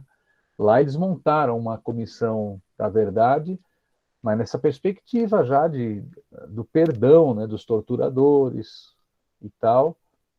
Eu, particularmente, acho que foi um grave erro, né, fazer isso na África do Sul. Ninguém foi punido, ninguém foi responsabilizado. Logo depois, um grupo terrorista formado por brancos racistas sul-africanos que eram contra, né, as liberdades democráticas para toda a população da África do Sul, eles mataram o Chris Hani, que era um dirigente importante do Partido Comunista Sul-Africano, que provavelmente era uma das figuras que poderia substituir o Nelson Mandela, né, depois do final do seu mandato, né? Mas o Chris Hani foi assassinado, né? Então a direita e a extrema-direita sul-africana, ela não abandonou a violência, ela não abandonou as armas, e ela continuou praticando crimes e violações de direitos humanos, mesmo durante o governo do presidente Mandela. E como não houve punição, né, os caras acharam, bom, se não puniram o pessoal por conta do apartheid, né, então agora, então é uma situação complicada, a situação da África do Sul. China, né, essa questão da China é complexa, né? Tem um monte de gente, inclusive, né? Todo mundo sabe, né? Eu faço parte do MST, né? Tem um pessoal que está muito entusiasmado com a política do governo chinês, né? Eu acho que tem coisas interessantes que a China faz, mas assim, com a África, inclusive, a China fez acordos de cooperação com alguns países africanos. Alguns acordos e algumas iniciativas chinesas foram interessantes, né? Teve momentos da China emprestar dinheiro e anistiar o pagamento da dívida externa de países como Angola, Moçambique, né? Então a China sempre teve de olho e fez investimentos na África, né? A China, dentro da ONU, sempre apoiou, né, uma série de demandas dos países africanos. A China apoiou fortemente todas as lutas anticolonialistas, né, defendeu o direito dos povos da África, né, jogou muito peso, teve influência, né, mas eu vejo que a China é uma coisa complexa. Aí você tem ali você tem um capitalismo em desenvolvimento na China. O governo chinês e a direção do Partido Comunista Chinês, desde a época do Mao Tse-tung, mas mais ainda a partir do Deng Xiaoping, após 78, principalmente, a China vem adotando uma política de modernização que, segundo eles, é a utilização eles querem fazer o seguinte, segundo eles, né? Temos que desenvolver, se queremos ter um país onde seja possível a distribuição de riqueza para a nossa população, e socialismo eles falam, né? Socialismo para nós é a distribuição da riqueza, como dizia Marx e Engels. Os chineses falam isso, governo chinês, Partido Comunista Chinês. Ele vai dizer, Marx e Engels diziam que era preciso desenvolver intensamente as forças produtivas materiais, para que se possa ter ciência, indústria, tecnologia para produzir riqueza em abundância. E a partir daí a gente consegue distribuir a riqueza e viver numa sociedade, segundo os chineses, né, mais harmônica. Então eles estão nessa linha de que é preciso desenvolver intensamente as forças produtivas materiais, mas a China vive aquilo que eles chamam de socialismo de mercado, ou socialismo com características chinesas. Eles fazem investimentos na China, mas muitas das empresas chinesas que estão hoje na África, né, eles fazem investimentos na África, né, muitas das empresas chinesas que estão hoje na África, elas atuam como empresas capitalistas, né? Elas têm contratos e seguem as regras, são empresas capitalistas que estão explorando muitas vezes recursos naturais e territórios na África, às vezes, né, com atividades ligadas à mineração, atividades que não se preocupam adequadamente com o impacto social e ambiental de suas atividades econômicas, né? A China também, em muitos lugares, suas empresas não se preocupam no cumprimento da legislação trabalhista e exploram a classe operária daquele país, África, América Latina, né? Da mesma maneira que uma empresa capitalista faria. Então, eu penso que na disputa Estados Unidos e China, é óbvio que é muito interessante ficar ao lado da China e ter a China como uma possibilidade de investimentos e desenvolvimento econômico e tal. Mas eu penso que não devemos ter muitas ilusões com a atuação da China na África. Agora, é lógico, a política externa chinesa ela é diferente em alguns aspectos da política externa estadunidense. Os Estados Unidos fazem a guerra, né? Levam tropas, destroem países. A China ela tem uma outra forma de ampliar sua influência e, às vezes, ter o controle, né, da economia de um país. Não é pela guerra de conquista, pela guerra imperialista. Ela vai aos poucos, né, fazendo acordos, que nem no Brasil. Empresas chinesas estão comprando terras no Brasil. Estão comprando terras no centro-oeste, estão comprando terras no norte do Brasil, né? As empresas chinesas estão chegando aqui. Isso significa o quê? O Brasil se tornou, em 2006, o principal parceiro econômico da China. Que ótimo, né? Bom, era o capital estadunidense, antes era o capital europeu, britânico, e agora é o capital chinês. E daí? O que mudou no Brasil de significativo nas relações, né, do povo brasileiro? Então, eu penso que a China ela tem uma política que é para defender o governo chinês é o melhor governo para os chineses, na minha opinião. Para os chineses é o melhor governo possível que eles podem ter até hoje. Eles vão defender os interesses da China e dos chineses a qualquer preço. Então, eu penso que indústrias chinesas na África estão fazendo o quê? Gerando emprego? Depende. Se for indústrias ligadas ao agronegócio, não. Se for indústrias ligadas à mineração, pode ser que não. E pode ser que, além de não gerar grandes empregos, né, e muita melhoria do ponto de vista social, pode ser que ainda o impacto do ponto de vista social e ambiental seja muito ruim, né? Mas aí precisa analisar caso a caso, né?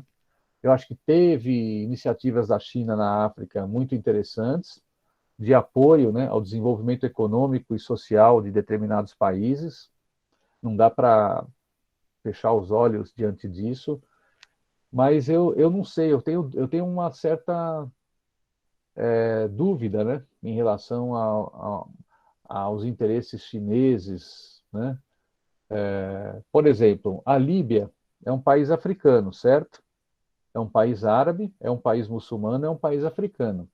A China tinha acordos com o presidente Muammar Gaddafi, com o governo do Gaddafi, até 2011. A China tinha lá cerca de 10 mil, mais de 10 mil, 10, 12 mil trabalhadores em empresas de petróleo e gás na Líbia. O que aconteceu? Estados Unidos e OTAN construíram uma mentira, dizendo que na Líbia o presidente Gaddafi estava matando o seu próprio povo. Não era verdade. Não havia nenhum tipo de operação das Forças Armadas da Líbia contra civis. Aí disseram, a aviação de Gaddafi está bombardeando o seu próprio povo, está praticando um genocídio contra o seu próprio povo. Aí o que aconteceu? O Conselho de Segurança da ONU se reuniu, né, final de 2010, começo de 2011. Aí foi proposta uma resolução no Conselho de Segurança da ONU para que a ONU convocasse a OTAN para fechar o espaço aéreo líbio, para proibir que a aviação de Gaddafi levantasse voo. Um pouco naquela perspectiva da OTAN, de intervenção humanitária, né? Aí votaram a resolução 1973. A Líbia, sendo um país africano, árabe, né? O que aconteceu? A China votou a favor, a Rússia votou a favor. Votaram a favor do fechamento do espaço aéreo líbio. Só que não era fechamento do espaço aéreo líbio. Ao fazer isso, eles deram autorização para a OTAN mandar seus aviões para o espaço aéreo da Líbia. Porque se eles falaram, né, como é que você impede os aviões? Como é que você garante os aviões? Aí eles mandaram os aviões, né? Então, da Itália saíram aviões, de porta-aviões estadunidenses no mar Mediterrâneo saíram aviões, e aí o que eles fizeram? Eles bombardearam a Líbia e eles invadiram a Líbia e insuflaram um movimento profundamente reacionário, antidemocrático e pró-imperialista, onde grupos terroristas, mais apoio da Arábia Saudita e monarquias árabes, mais Estados Unidos, mais OTAN, na Inglaterra, França, todos se juntaram para derrubar o governo da Líbia. O governo do Gaddafi recebeu uma delegação da União Africana, o presidente da África do Sul falou na ONU que estava construindo uma solução negociada. O Gaddafi aceitou a proposta da União Africana, que era organizar, num período de 6 meses, novas eleições, onde todos os partidos políticos que quisessem se registrar poderiam ser registrados, teria um acompanhamento da ONU, e o Gaddafi falou que não seria candidato, o filho dele, na época, né, dizia que seria o candidato, e aí a União Africana fez um apelo para a ONU para que a solução para o conflito na Líbia fosse pelas eleições. Vamos resolver nas urnas. Quem ganhar, leva. Todo mundo se organiza politicamente e quem ganhar a eleição, leva. Só que aí a OTAN, vendo que o Gaddafi poderia ganhar a eleição, propôs a invasão do país. O que a China fez? Pediu 2 dias para a OTAN, falou, espera um pouquinho, nós vamos retirar lá nosso pessoal. A China encostou os navios lá, retirou o pessoal dela e pronto. Então eu fico pensando, mas a China quer construir um mundo multipolar? A China quer de fato enfrentar os interesses imperialistas? Por que a China votou a favor, permitindo a OTAN cometer esse crime contra o povo da Líbia? A Líbia foi destruída, o Gaddafi foi assassinado, né, numa operação covarde, comemorada pela Hillary Clinton e pelo Barack Obama em cadeia nacional. A Hillary Clinton, um dia antes do assassinato do Gaddafi, deu a senha para matar o Gaddafi. A Hillary Clinton e o Obama estavam no Brasil. Foi de Brasília, dentro do Palácio do Planalto, que eles foram para uma salinha e fizeram a ligação autorizando o ataque da OTAN à Líbia. A Líbia foi atacada por uma autorização que foi emitida pelo Barack Obama em solo brasileiro, de dentro do Palácio do Planalto, quando ele estava visitando, né, o governo brasileiro.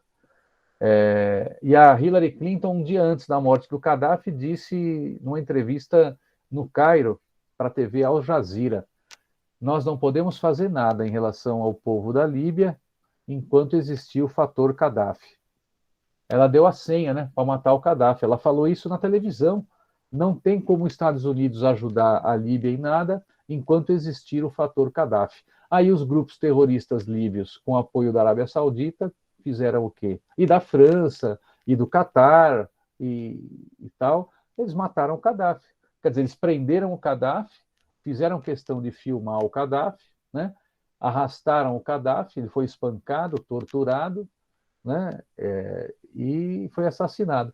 Então, assim, para mim, a China, numa situação dessa, se ela quer ser uma potência respeitada, se ela quer ajudar a construir relações internacionais baseadas na paz, na justiça, na cooperação, numa situação dessa, a China, na minha opinião, deveria dizer: nós não vamos retirar nossos trabalhadores aqui, a China não aceita essa ingerência e essa intervenção, a China vai defender até as últimas consequências que se cumpram os princípios da Carta de Fundação das Nações Unidas para a resolução de qualquer conflito, seja na África, seja em qualquer lugar do mundo. O que diz a Carta de Fundação das Nações Unidas? Que todo conflito deve ser resolvido através de uma solução política, diplomática ou negociada. Que a prioridade sempre é fazer um esforço de solução negociada, diplomática, resolução não violenta de conflitos, contra a guerra, contra resolução de contenciosos através da violência. Bom, se a União Africana já tinha construído uma solução política, por que que a China permitiu que a OTAN fizesse intervenção? Por que a China votou a favor de uma resolução que permitia o fechamento do espaço aéreo da Líbia, quando não havia nenhum tipo de provas que o Gaddafi estava, de fato, atacando o seu próprio povo? Então, com relação à China, na África, eu penso que precisa estudar muito e ver. Eu não sou um especialista nisso. Só fico na dúvida com relação. Tem um pessoal nosso muito bom, estudioso aqui no Brasil, mas que me parece muito entusiasmado com a China, né? E eu acho muito interessante os textos dos pensadores marxistas chineses contemporâneos que fazem parte da corrente neo-maoísta. O neo-maoísmo não é um pensador nem um grupo, né? São diferentes correntes neo-maoístas que existem hoje na China. Bom, o Partido Comunista Chinês tem hoje 80 milhões de filiados, né? Então, com certeza tem um debate intenso, né, interno no Partido Comunista Chinês. E lá tem um grupo que se chama neo-maoístas. Esses neo-maoístas, na minha opinião, têm produzido textos muito interessantes, mas a análise que eles fazem sobre a China e sobre o modelo de desenvolvimento chinês, ela é crítica. Assim como o Giap, né? Nós não falamos do Giap? O Giap morreu em 2013. O Giap era um crítico do modelo chinês. Inclusive, ele dizia que o Vietnã estava adotando um modelo parecido com o da China, mas ele dizia que esse era um modelo que criava muitas contradições e que criava problemas sociais e tinha consequências do ponto de vista ambiental. A última luta do Giap foi contra acordos que o governo do Vietnã estava fazendo com empresas multinacionais, estadunidenses e europeias, para a exploração de recursos minerais no Vietnã, alegando que esses acordos não estavam se preocupando adequadamente com as consequências sociais e ambientais dessa exploração mineral. Isso era o general Giap. Então, se até o general Giap tinha uma avaliação crítica sobre, né, o modelo de desenvolvimento no Vietnã e na China, quem sou eu para discordar, né, do general Giap, né? Mas a ONU, né, que a Carmen, só para concluir, a Carmen falou da ONU, né? Então, Carmen, eu penso que é isso que você falou, né? Acho que tinha uma conjuntura, um contexto, a existência da União Soviética, da China, do bloco de países socialistas, eles eram muito ativos na ONU, né? Era um período que o movimento dos países não alinhados também era muito forte, muito ativo, e tinha muita unidade. Essas resoluções que eu estou falando para você são resoluções do início dos anos 70. Então, são resoluções que pegam ali vários movimentos colonialistas já tinham sido vitoriosos na África, né, anticolonialistas. Então, são resoluções da ONU do início dos anos 70. De 71 a 73, a ONU ela vai manter uma comissão, né, para esses assuntos da descolonização.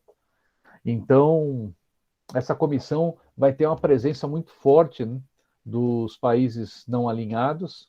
A União Soviética e a China vão estar sempre defendendo. Então, eu diria que a existência da União Soviética eu diria, e desse bloco de países socialistas, com todas as contradições, erros ou problemas que a gente pode identificar, né, se for estudar esses processos, mas eu diria que cumpriu um papel bastante progressista na história da humanidade durante o século XX. E um desses papéis foi conquistar na ONU um respaldo legal, né? Um respaldo jurídico. Mas é o que você falou, Carmen. Os movimentos não estavam esperando que a ONU aprovasse para que eles fizessem a luta. Né? E a luta pela independência estava acontecendo e a independência aconteceria.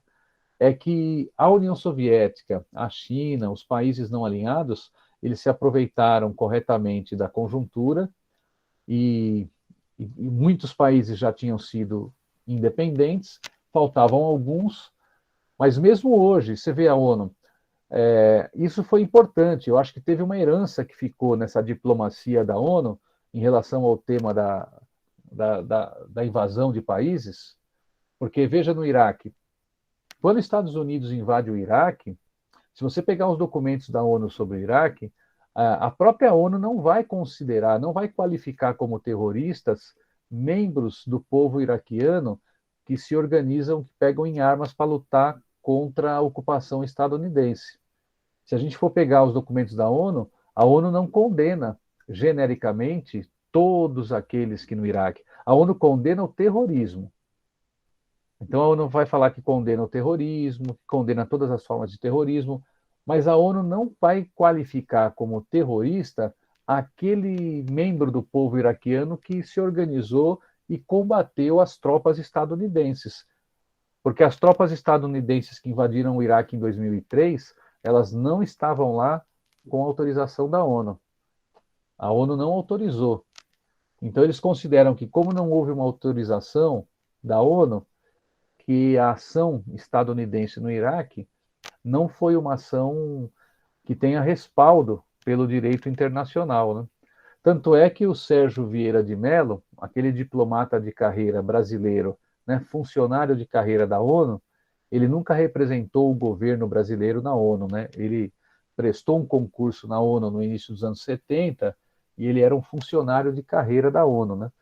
O Sérgio Vieira de Mello, quando chegou em Bagdá, primeiro que ele não estava muito animado para ir para Bagdá, porque ele era contra a invasão estadunidense, a forma como os Estados Unidos tratou a questão Saddam Hussein. Quando ele chegou lá, a primeira coisa que ele fez foi conversar com todas as lideranças de todas as correntes políticas e religiosas do Iraque. Mas ele não teve tempo, né, de avançar muito no que ele queria, porque houve um misterioso atentado terrorista contra ele, né, no seu escritório. Ele que tinha dado entrevistas questionando a presença estadunidense e dizendo, né, que como ele foi enviado lá pela ONU, que ele iria conversar com todas as forças, inclusive com aquelas forças que os Estados Unidos diziam que ele não tinha que conversar. Então, eu acho que ficou essa herança, pelo menos, né, de ter, em algumas questões, a ONU ainda. Mas é um espaço de declaração, né? Não resolve nada, né? É o que você falou, Carmen. Muito bonito, né? Toda a Assembleia Geral da ONU, no mês de setembro, tem as votações sobre o bloqueio a Cuba. É bonito de ver aquele painel, né? A maioria dos países se posicionando contra o bloqueio a Cuba, uma parte dos países vergonhosamente votando pela abstenção, né?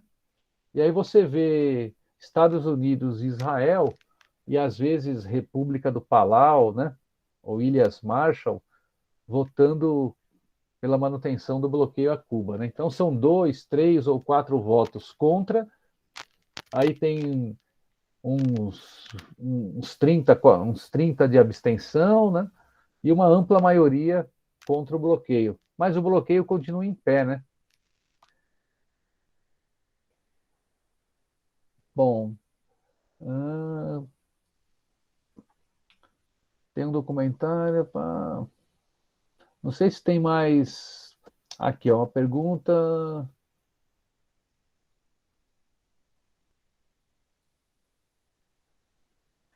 Não sei se tem mais algumas questões aí, Guilherme. Deixa eu ver.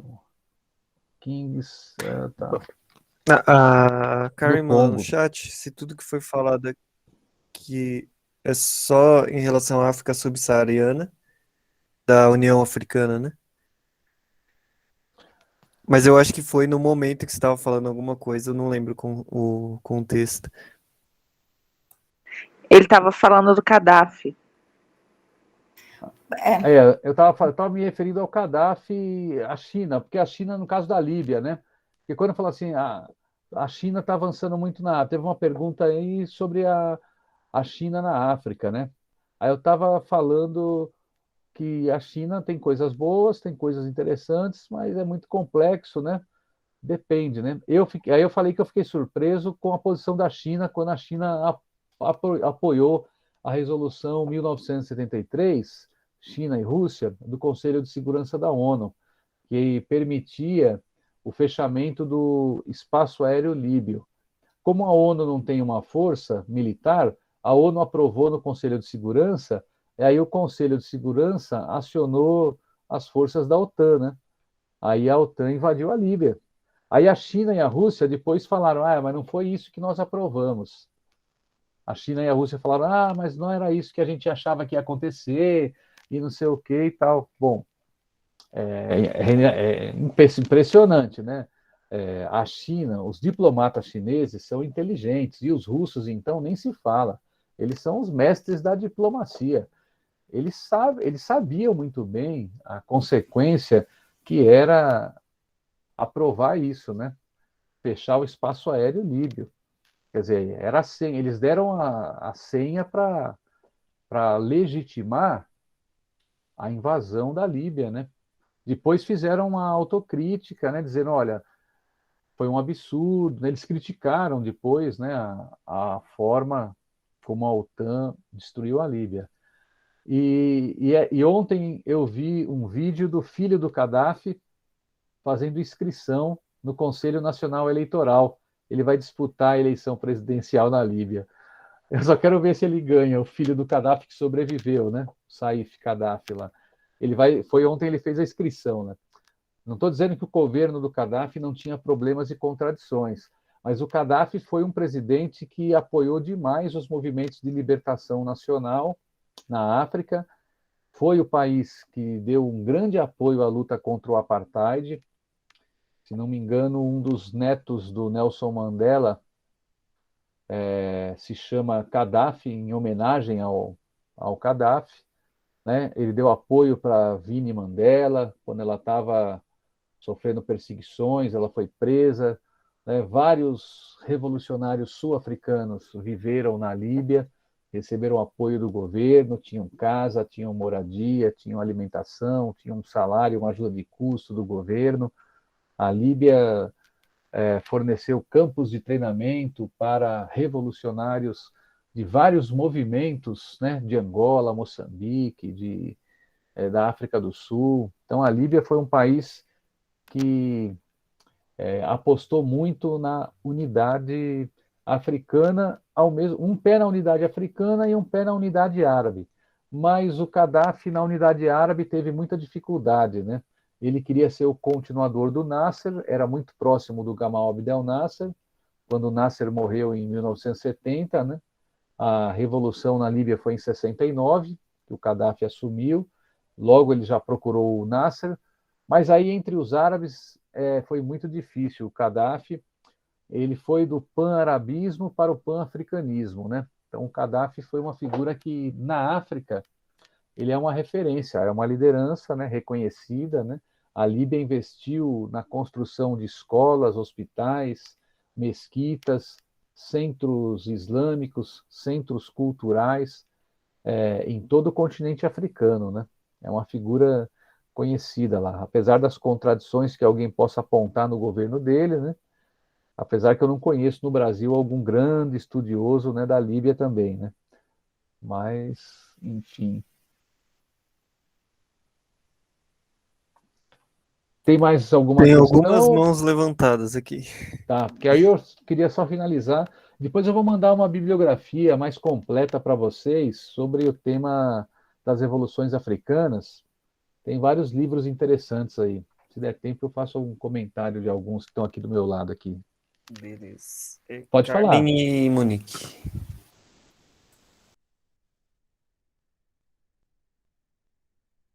Pode começar, a outra pessoa, antes de mim. Quem é a outra pessoa? Não escutei. É você, você mesmo. Ah, é Carmen. Então é Desconfiei, Carmen. desconfiei. Não, é o seguinte, Marcela, é uma pergunta bem simples, assim. Quando a gente está falando nesse curso aqui, é sobre a África, né? E sobre a África negra, especialmente, ou seja, a subsaariana. Aí a pergunta é essa, quer dizer, quando a gente está estudando esses autores, é claro que todos eles são da África subsaariana, mas aí não entra Líbia, não entra Argélia, Marrocos, nada disso. Nós estamos falando da subsaariana só, é isso? A pergunta é só essa, é sim ou não? Facinha. É sim, é porque é o seguinte, tem vários autores que a gente poderia pegar desse, né? Tem da Argélia, então, né? É uma experiência riquíssima, né? Mas aqui a gente está, só comentei alguns poucos, nem foi todos, né? Porque o Samora Machel, por exemplo, de Moçambique, tem muita coisa escrita, né? Eu acho que o ano que vem a gente pensa em fazer um segundo módulo aí, né? Daí a gente inclui mais gente, né? Que é muita coisa. Beleza, já foi, era isso mesmo. Vai, Monique. Obrigada, Carmen. Professor, só para um comentário e uma pergunta. Eu ouvi de uma pessoa de Moçambique que eles reconhecem muito mais a autoridade de Gaddafi do que de Mandela. Eles, né? Eu não imaginava isso, né? Porque aqui no Brasil a gente tem uma exposição do Gaddafi como se eles fazem aquela campanha, né, maledicente do Gaddafi, como faz de Stalin, como faz de um monte de liderança, como faz do Kim Jong-un, né? E eu fiquei até surpresa. Agora, esse é um comentário, mas agora eu vou fazer uma pergunta para o senhor. Quem determina quem vão ser os membros da ONU para um determinado assunto? Por exemplo, a Guerra Civil Espanhola. A Guerra Civil Espanhola parece que a ONU sumiu, né? E fingiu que não estava vendo o que estava acontecendo lá, o tempo todo daquela ditadura franquista. E aí você tem foi o Carmen, né, que até que falou que eles aceitarem essa questão da luta pela independência e tal. Quem determina quem vai fazer parte dessa comissão? Como que é isso?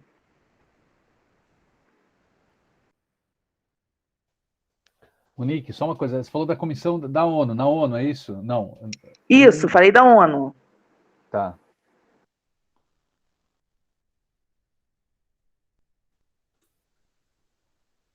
Ó, e tem a pergunta da Elisângela aqui também, ó. Boa noite, Elisângela. Tá aqui, ó. Que aí eu respondo essas todas aí. Em Amílcar Cabral, a luta armada é vista não apenas como um fato cultural, mas também como um fato de cultura. E a cultura aparece como fator de resistência. A luta armada, então, estaria também relacionada à resistência contra o assimilacionismo colonialista. Aí eu já vou comentar, então. Essa questão da ONU é o seguinte, a ONU, desde quando ela foi criada, ela criou tem uma comissão para assuntos de descolonização. Então, desde que a ONU foi criada, como tinha esse problema colonial, quando a ONU foi criada, ela foi criada entre 45 e 48, né? Oficialmente em 48, mas nesse período de 45 a 48 é que começou a discussão sobre a necessidade de construção de uma organização das Nações Unidas, já que a Liga das Nações foi um fracasso que ela se diluiu, se dissolveu em 1939 com o início da Segunda Guerra Mundial, né? A Liga das Nações que despertou grandes expectativas, né? Em 1919, 1920, né? Com os Estados Unidos reconhecendo o direito à autodeterminação em algumas nações. Mas, enfim, a Liga das Nações sempre foi muito complicada, né? Porque, por exemplo, quando a União Soviética percebeu que o nazifascismo estava avançando e que seria, né, uma força política que iria ameaçar, de fato, a humanidade, a União Soviética propôs um acordo, né, com a Liga das Nações, propôs um acordo com a França, com a Inglaterra, com os Estados Unidos, que controlavam a Liga das Nações, para deter o fascismo, né? A Liga das Nações não quis, porque os Estados Unidos, França e Inglaterra eram aliados do fascismo, né, e do nazismo. O principal inimigo deles era a União Soviética. Então, Winston Churchill era um admirador do Hitler. Na sua autobiografia, e depois ele faz uma autocrítica, né? Eu me iludi, eu não sei o quê, mas os Estados Unidos, os empresários estadunidenses fizeram arrecadação para criar o Partido Nazista na Alemanha. O partido do Hitler foi criado com dinheiro de empresários estadunidenses. O Muniz Bandeira, no seu livro A Segunda Guerra Fria, e depois teve um livro, não, acho que é no livro, no outro livro, A Desordem Mundial. O primeiro capítulo do livro do Muniz Bandeira, né, A Desordem Mundial, ele faz um relato detalhado de como as empresas estadunidenses financiaram a criação e a construção do Partido Nazista, que infelizmente tinha o nome de Partido Nacional Socialista dos Trabalhadores da Alemanha, né? Então, aí a União Soviética, enfim, então a Liga das Nações se dissolveu quando teve a Segunda Guerra Mundial, em 1939, né?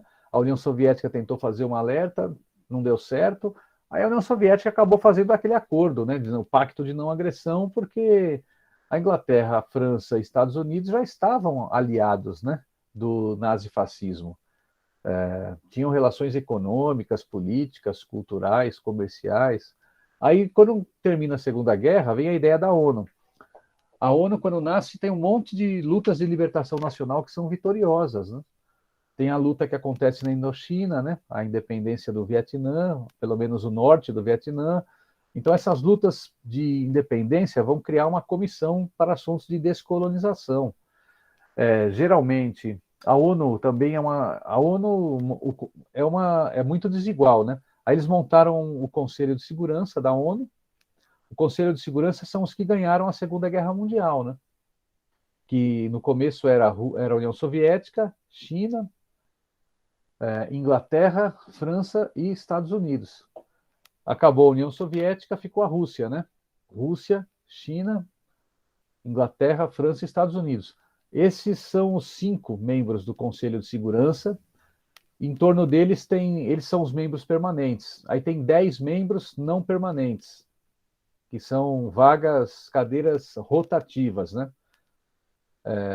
10 não permanentes e 5 permanentes. Só que os 5 membros permanentes são os que têm direito de voz e de veto, né? Eles podem vetar qualquer proposta. Os 10 que são rotativos, provisórios, eles não têm direito de veto. Então, quem decide, geralmente, quem tem mais influência na formação dessas comissões, né, para determinados assuntos, são os países que estão no Conselho de Segurança da ONU. Os 5 membros permanentes e os 10 membros rotativos. Então, eles têm prioridades na escolha de participação, né, de comissões e tal. Agora, essas resoluções que eu falei foram numa época onde existia a Guerra Fria, né? Tem gente que acha que a Guerra Fria era muito ruim, né? Eu lembro que eu dei aula de 19 anos no curso de Relações Internacionais da Fundação Santo André, né, aqui em São Paulo, em Santo André, no ABC. E aí eu falava para eles, vocês acham que era ruim? Eu falei assim, olha, existia um equilíbrio de forças muito melhor e muito mais razoável na política internacional do que hoje. Que a União Soviética não podia fazer o que ela queria, mas os Estados Unidos também não podia, não. Então, fatos como o que os Estados Unidos fez na Líbia, o que os Estados Unidos e a OTAN e a Europa fizeram na Síria, não aconteceriam na época da Guerra Fria. Então, a Guerra Fria era um período de tensão, mas era um período de tensão e equilíbrio de forças ao mesmo tempo. Todo mundo lá desenvolveram armas nucleares, mas ninguém jogou uma arma nuclear contra o outro. Então, tinha muito essa coisa da dissuasão, né? De você investir na corrida armamentista para desestimular o inimigo a te atacar. Então criava um certo equilíbrio. Não era o melhor cenário, né? O melhor cenário, na minha opinião, é um mundo sem armas nucleares, né? Esse é o melhor cenário.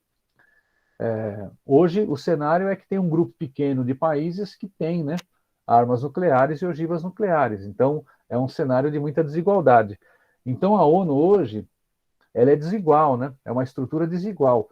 Infelizmente, a proposta de reforma da ONU, ela foi enterrada, né? O Hugo Chávez, durante o seu governo, ele transformou numa das principais propostas da Venezuela a reforma do Conselho de Segurança da ONU. Então, o Chávez queria alterar a estrutura de poder profundamente desigual que é a ONU hoje, né? Porque a ONU tem 194 países, né? O último país a ser reconhecido como Estado foi a Palestina. Então, o Estado da Palestina é um Estado não membro pleno, mas ele é um Estado observador, né? O Estado da Palestina é o Estado de número 194. O espaço mais democrático da ONU é a Assembleia Geral da ONU, que acontece uma vez por ano em setembro, lá nos Estados Unidos, né? O Chaves, ele propunha a reforma do Conselho de Segurança da ONU, com mudança dos membros, ampliação dos membros, tanto membros plenos como membros rotativos, e o Chaves estava propondo que a sede da ONU saísse do hemisfério norte e fosse para o hemisfério sul. Chaves, inclusive, deu a sugestão dos encontros da ONU acontecerem em Brasília. O Chaves foi uma figura que, na minha opinião, foi a mais importante, depois do Fidel Castro, na minha opinião, a mais importante liderança política de esquerda que surgiu na América Latina foi o Hugo Chávez. Da mesma estatura que um Fidel Castro, eu diria, o Hugo Chávez. E o Chávez era muito ativo nessas questões, né? Então, em vez de querer fazer acordo com os Estados Unidos para ocupar o Haiti, o Chávez queria era mudar, né, reformar a ONU, para que os países do hemisfério sul tivessem mais peso, mais poder, mais influência, né? Então, o Chávez tinha, na minha opinião, uma visão muito interessante de como você alterar a correlação de forças para que, na hora de decidir essas comissões, não fica lá um grupo de países que fazem boas resoluções, mas que não tomam nenhuma decisão, decisões que não têm consequência. A ONU está desmoralizada, né? A ONU está desmoralizada, está sem iniciativa, sem efetividade, alguns falam, né? Toma uma resolução, ninguém leva a sério. O pessoal tira o sarro, dá risada ou simplesmente ignora, né? Ou não discorda, porque sabe também que uma resolução da ONU diz o quê, né? Se for contra a Coreia do Norte, pode ser que tenha alguma efetividade, né? Se for contra Cuba, contra o Irã, o Conselho de Segurança da ONU já votou resoluções condenando violações de direitos humanos no Irã, mas não vota. Inclusive a Dilma era presidenta do Brasil, votou contra o Irã. Mas não vota contra a Arábia Saudita, né? Contra o Catar, contra a Nigéria, que são países contra a Turquia, né? E não são países democráticos, né? Mas são aliados históricos dos Estados Unidos, da Inglaterra, da França, né? Então, de fato, precisa mudar a ONU. Bom, mas já deu a hora aqui, 9:06. Eu queria só... Depois eu vou mandar para vocês uma bibliografia. Tem muitos textos em português, mas eu queria só terminar. Depois eu mando para vocês. A Expressão Popular publicou esta biografia do Amílcar Cabral. Elisângela. Esqueci da questão da Elisângela. Isso que a Elisângela falou é pura verdade. O Amílcar Cabral sempre escreveu muito sobre o anticolonialismo. A luta anticolonialista, ela não é só uma luta também de resistência cultural. A educação, né, a cultura, são instrumentos fundamentais de resistência num processo de luta anticolonialista. Então, a luta armada para o Amílcar Cabral, assim como para o Frantz Fanon, Os Condenados da Terra, ela acabava expressando também uma forma de resistência que era uma forma de resistência cultural dos povos africanos contra o colonialismo desde o seu início, desde a sua origem. Então, para o Amílcar Cabral e muitos pan-africanistas que seguiram o caminho da luta armada como uma das formas, né, eles acreditavam que estavam recuperando, resgatando parte dessa cultura africana que vinha se perdendo ao longo dos tempos, porque a forma de resistência conhecida como luta armada para os africanos, ela era algo que já fazia parte da cultura daqueles povos desde o primeiro contato com as primeiras forças colonialistas no continente, né? Então é uma resistência com certeza cultural também, né? Contra esse assimilacionismo, né? Porque a assimilação do colonialismo, ela existiu em alguns países, né? Países que fizeram acordo, países que fizeram uma transição do colonialismo para a independência política de maneira negociada, fazendo um compromisso e não mudando as estruturas econômicas, né? Então não era isso que o Amílcar Cabral queria. Tem um livro, né, que a Expressão publicou, Amílcar Cabral e a Crítica ao Colonialismo, né? Esse livro aqui é muito importante. Um livro que eu acho que ganhou destaque aqui no Brasil foi esse, né? Essa coleção aqui, ó, Revolução Africana. Essa coleção é muito importante, né? Porque ela é uma antologia do pensamento marxista, organizado pelo Jones Manuel e pelo Gabriel Landi. Essa coletânea tem textos de todos os principais revolucionários que a gente falou aqui, ó. Tem textos do Eduardo Mondlane, tem do Samora Machel, do Nkrumah, do Thomas Sankara, tem textos do Samir Amin, que nós vamos falar. Então, essa coletânea foi uma iniciativa muito importante. Agora, tem essa coleção aqui, as revoluções do século XX, ó, da Unesp. Tem as revoluções africanas e tem a Revolução Sul-Africana, né, que não deu tempo da gente falar, mas em algum momento talvez a gente converse aí, porque essa coisa que a Monique falou do Mandela e o Gaddafi foi muito interessante, né? Porque de fato, né, o Gaddafi ele é muito mais referência para alguns movimentos de libertação nacional lá do que o Mandela, né? O Mandela fez um acordo, né, infelizmente, né? Mandela acabou se afastando de uma série de princípios e virou amigo do Bill Clinton, né? Do Fernando Henrique Cardoso, e vocês viram o que aconteceu com a África do Sul. Acabou o apartheid, mas não houve nenhuma mudança na estrutura econômica do país.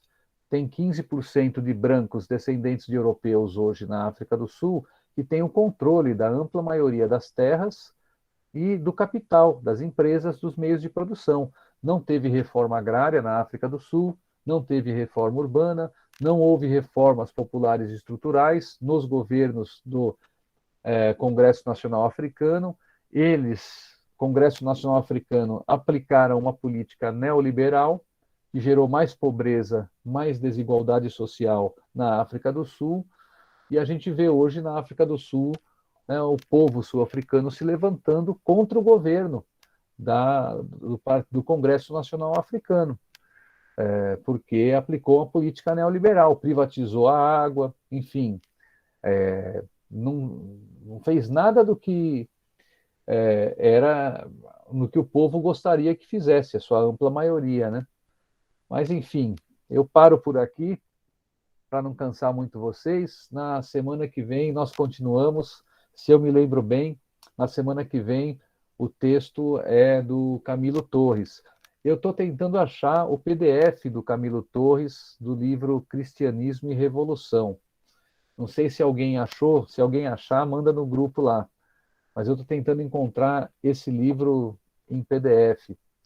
Vou ver se eu consigo e mando para vocês o mais breve possível. Tá bom? É isso.